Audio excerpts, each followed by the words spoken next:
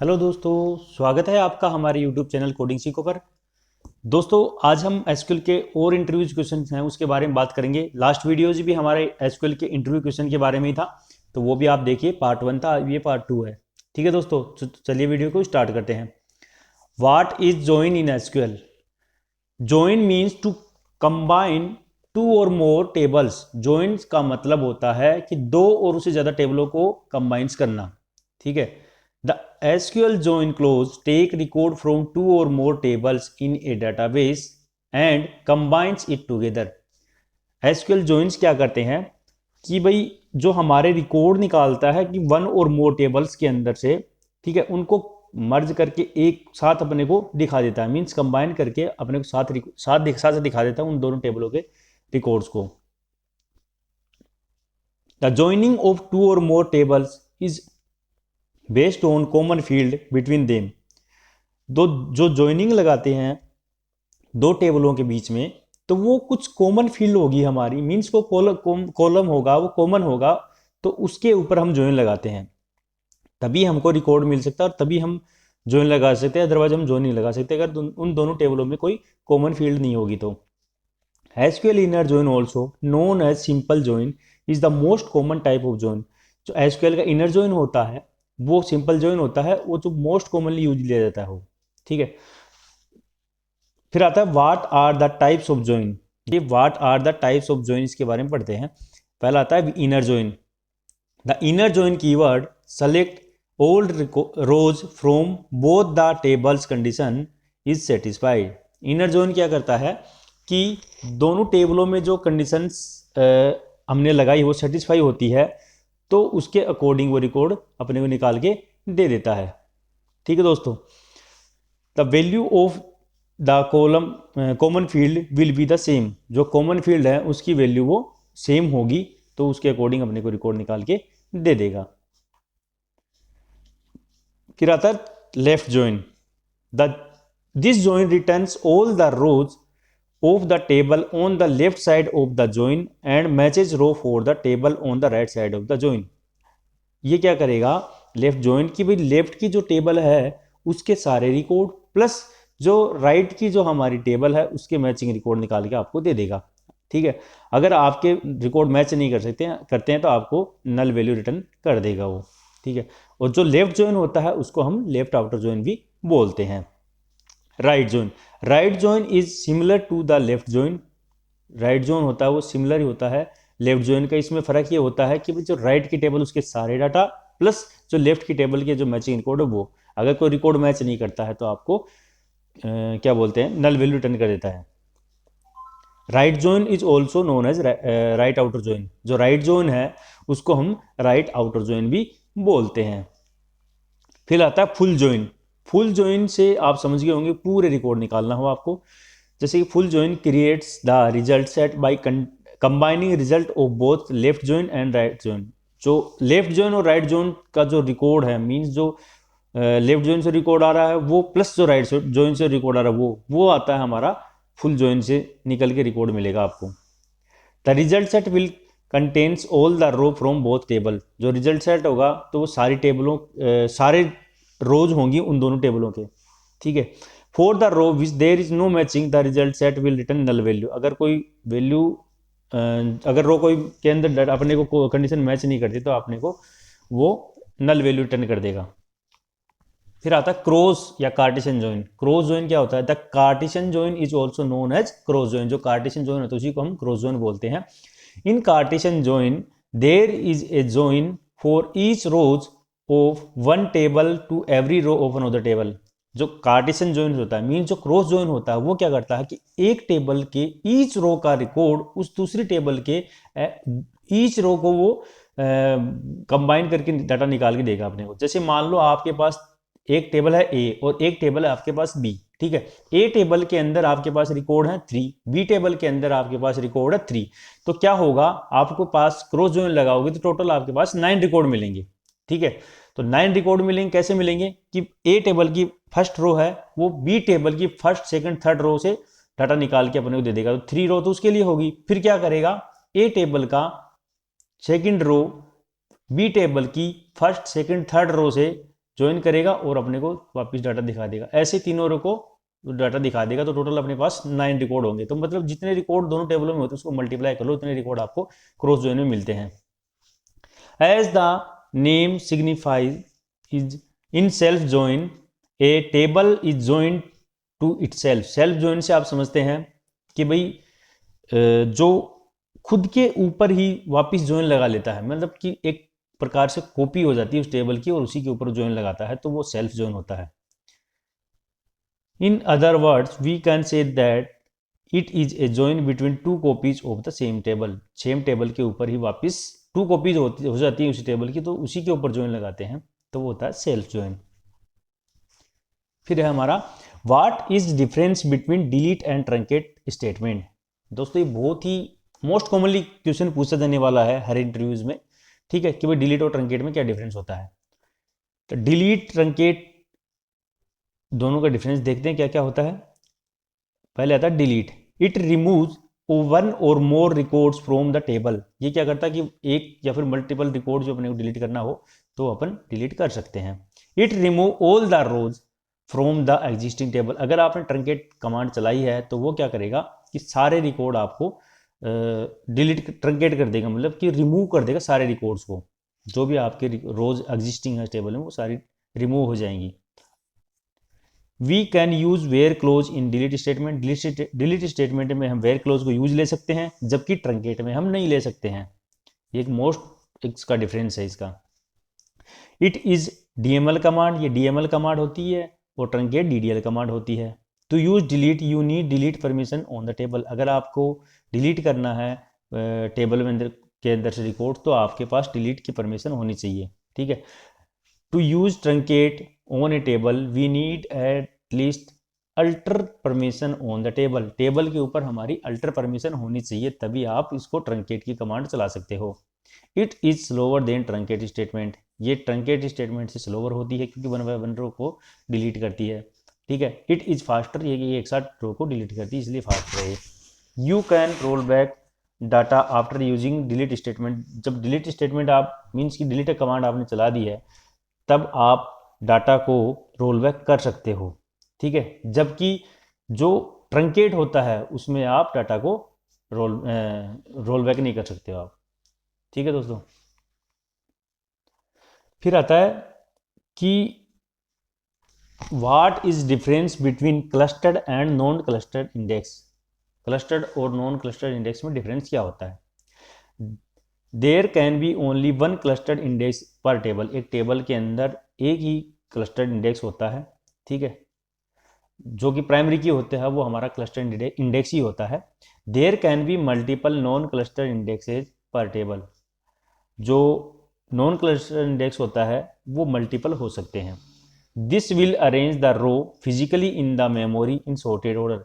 ये क्या करता है कि तो जो रोज होती हैं उसको क्या करेगा कि सॉर्टेड ऑर्डर में मेमोरी के अंदर अरेंज करता है, जबकि नॉन क्लस्टर्ड इंडेक्स के अंदर क्या होता है कि वो रो को सॉर्टेड ऑर्डर में अरेंज नहीं करता है। Data insert and update operation is slower then non clustered index. इसके अंदर जो डाटा का इंसर्ट अपडेट होता है वो स्लोअर होता है as compare to non cluster, जबकि नॉन क्लस्टर में ये सब चीज़ें फास्ट हो जाती हैं। Data retrieval is faster than non cluster index. जो डाटा का रिट्रीवल होता है, जब डाटा फैच करते हैं तो वो फास्टर होता है as compare to non cluster index, जबकि नॉन क्लस्टर इंडेक्स के अंदर स्लोअर होता है as compare to cluster index. Clustered index do not consume extra space. जो क्लस्टर इंडेक्स होता है वो एक्स्ट्रा स्पेस कंज्यूम नहीं करता है, जबकि नॉन क्लस्टर इंडेक्स क्या होता है, stored in A separate place from the actual table claiming more storage space. ये क्या करता है कि भाई हमें मोर स्टोरेज की जरूरत पड़ती है नॉन क्लस्टर इंडेक्स के अंदर, ठीक है दोस्तों। फिर आता है what is the difference between global and local variable. Local और ग्लोबल से आप समझ गए होंगे, जो ग्लोबली डिफाइंड होता है ग्लोबल, जो लोकली फंक्शन के अंदर डिफाइंड होता है वो फंक्शन लोकल वेरिएबल होता है, ठीक है। Global variable can be declare outside of all function and any function of the program can access them. Global variable क्या होता है कि जो फंक्शन होता है उसके टॉप पे उसको डिक्लेयर करते हैं, ठीक है, तो उस वो क्या है कि कोई भी फंक्शन उसको यूज ले सकता है, जबकि local variable are declare inside the function and they can be called only by that function. जो लोकल वेरिएबल होते हैं वो डिक्लेयर होते हैं उसी फंक्शन, कोई फंक्शन बनाया आपने उसी के अंदर अगर डिक्लेयर है तो वो होता है हमारा लोकल वेरिएबल, वो उसी के अंदर आप यूज ले सकते हो, आउटसाइड किसी फंक्शन में यूज नहीं ले सकते। Global variable exist until the execution of the entire program. Global variable exist कब तक करेगा, जब तक आपका पूरा प्रोग्राम एग्जीक्यूशन नहीं होता तब तक वो ग्लोबल वेरिएबल आपका एग्जिस्ट करता है। जबकि local variable exist until the execution of that specific function. कोई फंक्शन है आपका, वो जब तक एग्जीक्यूट होगा, जो फंक्शन आपने कॉल किया वो एग्जीक्यूट होता ही आपका लोकल वेरिएबल एग्जिस्ट नहीं करेगा, आपको मिलेगा नहीं फिर वो। Global variable are stored in fixed memory and not cleaned up automatically. जो ग्लोबल वेरिएबल होते हैं वो फिक्स मेमोरी होती है उसके अंदर स्टोर होते हैं, जो कि ऑटोमेटिकली क्लीन अप नहीं होते हैं। जबकि लोकल वेरिएबल क्या होते हैं, वो स्टैक मेमोरी के अंदर स्टोर होते हैं और जो ऑटोमेटिकली क्लीन अप हो जाते हैं। ठीक है दोस्तों, अब आता है कि भाई how to create table in SQL. Table कैसे क्रिएट करते हैं एसक्यूएल के अंदर।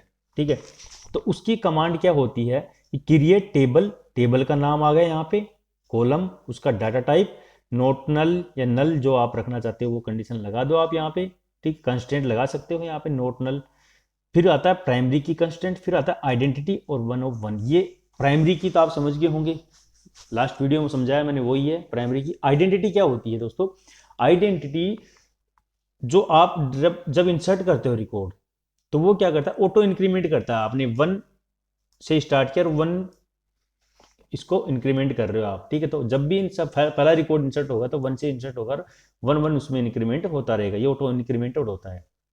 आपने आइडेंटिटी सेट कर दिया तो फिर आता है फर्स्ट नेम जो कि वेर कैर लिया है 50 जिसकी लेंथ है और नोट नल लिया है, लास्ट नेम में वही है, और एज इंटीजर टाइप का लिया है। ठीक है, तो इसको हम एक बार अपने एसक्यूएल की जो कमांड उसके ऊपर चलाते हैं, एसक्यूएल के ऊपर हमने इसको F5 किया तो ये हमारी टेबल क्रिएट हो गई है। तो इसके अंदर से हमें डाटा निकालना हो तो क्या करेंगे, सेलेक्ट स्टार फ्रॉम पर्सन्स, तो हमको ये मिल गया है। ठीक है, ये था कि टेबल कैसे क्रिएट करते हैं। अब आता है कि भाई table, how to rename a column of a table. मान लो आपने कोई टेबल बना दी है, लेकिन आप चाहते हो कि भाई मुझे इस टेबल का जो कॉलम नाम है वो चेंज करना है। ठीक है, तो क्या करोगे, एग्जीक्यूट एसपी रीनेम। ठीक है, ये एग्जिस्टिंग कमांड है। ठीक है, EXEC एसपी रीनेम, और इसमें आएगा आपका टेबल नाम dot old column name, new column name, और किसके ऊपर कर रहे हो आप, कॉलम के ऊपर कर रहे हो, तो ये कॉलम आ गया यहाँ पे। तो अपनी टेबल क्या है, पर्सन, तो मैंने यहाँ पे लिख दिया पर्सन, सॉरी यहाँ लिख दिया मैंने पर्सन। ओल्ड कॉलम जैसे हम एज को चेंज कर रहे हैं, इसको एज 1 कर दिया और इसको करते हैं हम F5, तो हमारी टेबल का वो रीनेम हो गया है। ठीक है, अब हम चला के देखते हैं इसको, सेलेक्ट स्टार फ्रॉम पर्सन, जिसमें एज 1 आ गया हमारा, पहले एज था इसका एज 1 हो गया, एज बनाया था हमने इसका हो गया एज 1। ठीक है, अब हम इसको वापस से एक बार एज 1 ही वापस करते हैं, एज करते हैं वापस से, एज 1 से, एज 1 था,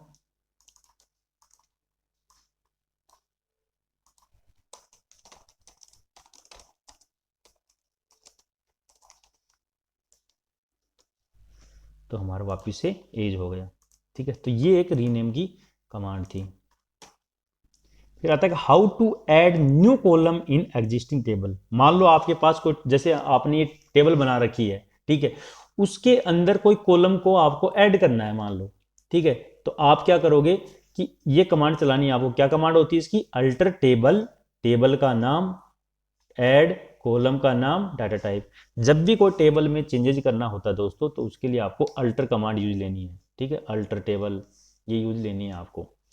तो अभी हम क्या करें, नया कॉलम ऐड करें एग्जिस्टिंग टेबल में, तो उसका कमांड क्या है, अल्टर टेबल, टेबल का नाम आएगा, फिर ऐड कॉलम का नाम आएगा, फिर उसका डाटा टाइप।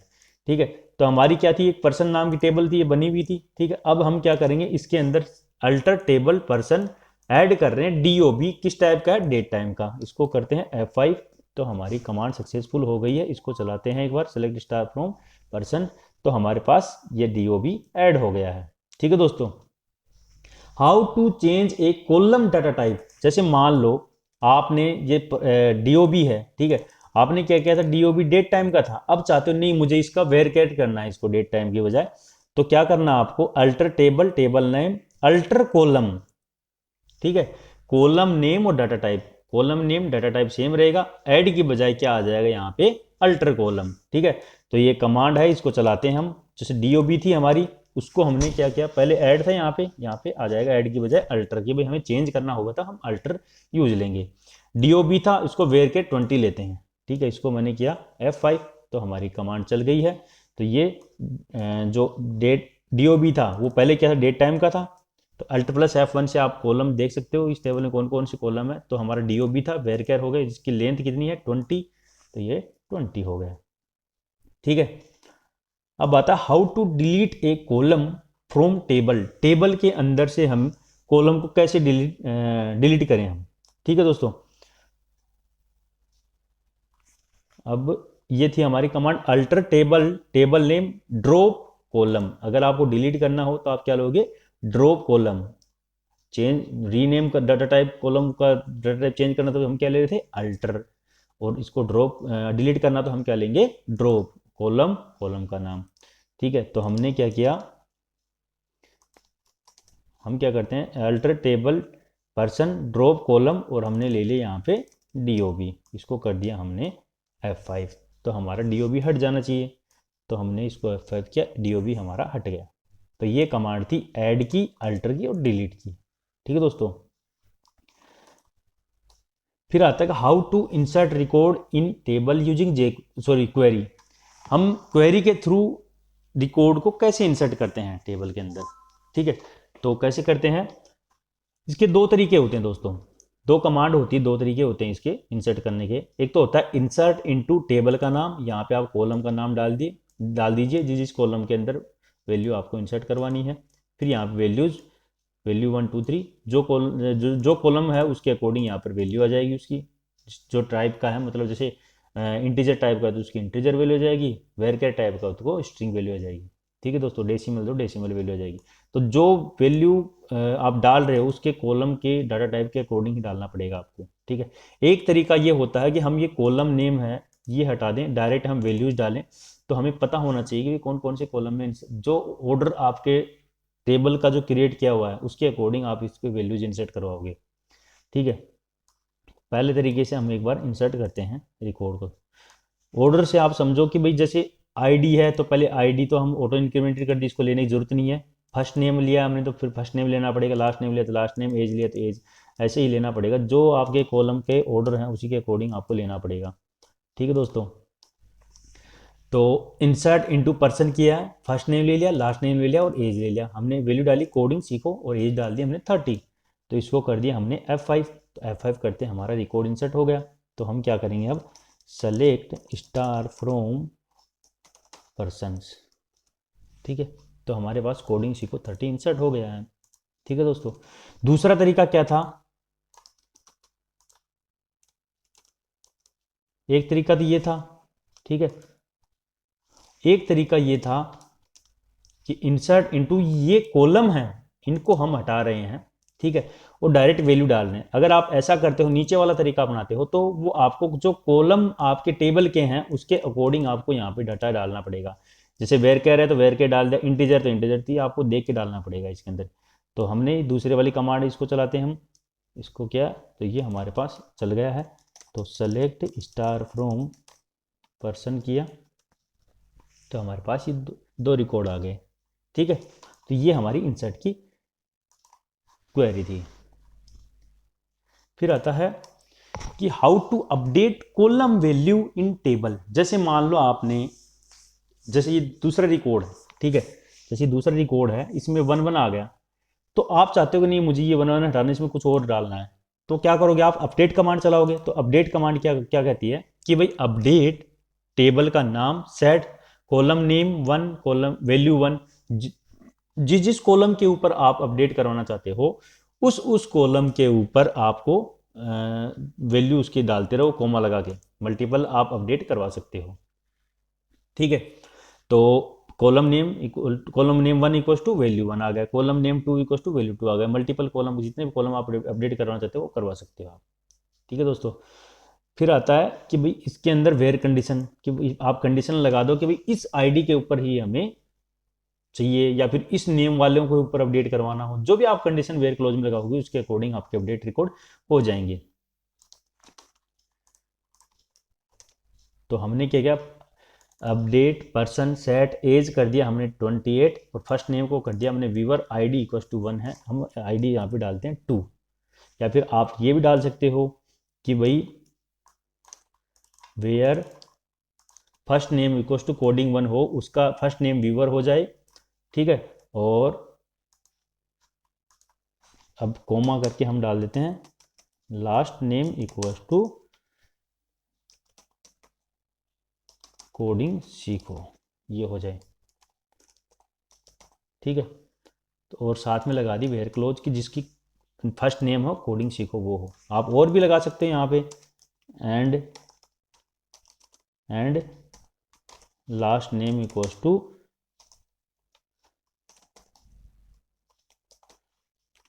लास्ट नेम ये हो, तो वो वाली ये भी कंडीशन लगा सकते हो। वो कंडीशन आपके ऊपर डिपेंड है, जो रिक्वायरमेंट उसके अकॉर्डिंग आप कंडीशन लगा सकते हो।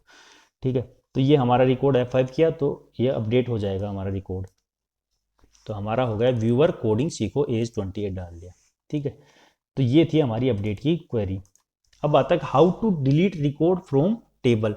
अब टेबल में से हम कैसे डिलीट करवाएं रिकॉर्ड को, जैसे हमारा ये रिकॉर्ड है, हम इसको डिलीट करवाना चाहते हैं तो कैसे करवाएंगे, डिलीट फ्रॉम टेबल का नाम वेयर कंडीशन। ठीक है, सिंपल सा है, यहाँ हमने इसको किया कॉपी, और delete from person where ID equals to हमने डाल दिया 2, तो इसको करते हैं डिलीट, तो हमारा रिकॉर्ड डिलीट हो गया है। ठीक है दोस्तों, अब बता how to delete table from database using query. Query के थ्रू हम कैसे डाटाबेस के अंदर जो टेबल हमने बनाई है, मान लो कोई टेबल आपकी गलत बन गई, उसको डिलीट करना चाहते हो, तो क्या करोगे आप कि ड्रॉप टेबल नेम, सिंपल सी कमांड है, ड्रॉप टेबल नेम। ठीक है, जब भी आप डिलीट करना चाहते हो कुछ भी चीज़, तो आप ड्रॉप कमांड यूज लेना चाहिए आपको।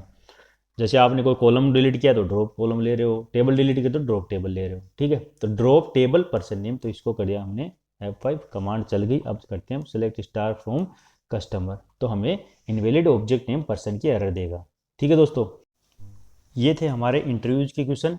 ठीक है दोस्तों, तो आने वाली वीडियोज़ में हम और इंटरव्यूज के क्वेश्चन लेके आने वाले हैं। तब तक वीडियो को ज़्यादा से ज़्यादा शेयर करें, चैनल को सब्सक्राइब करें, ताकि आने वाले वीडियोज़ की आपको अपडेट्स मिलते रहें। थैंक यू दोस्तों।